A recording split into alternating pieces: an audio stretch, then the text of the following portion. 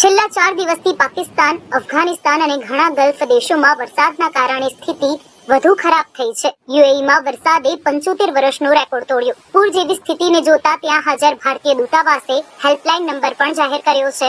તો વિશ્વના સૌથી બિઝી દુબઈ ઇન્ટરનેશનલ એરપોર્ટના ટર્મિનલ 1 પર ફ્લાઇટની અવરજવર શરૂ થઈ ગઈ છે. જોકે ખરાબ હવામાનના કારણે ફ્લાઇટ્સ ડિલે થઈ રહી છે, તો ઘણી ફ્લાઇટ્સ ડાયવર્ટ પણ કરવામાં આવી રહી છે.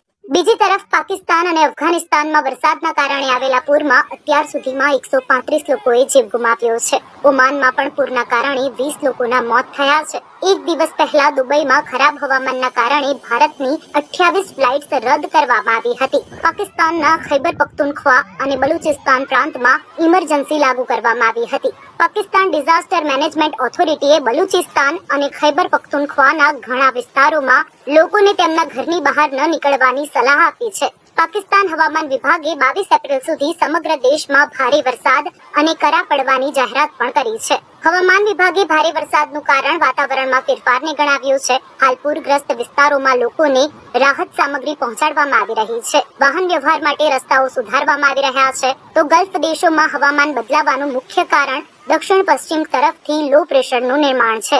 Bureau report, Divya Bhaskar.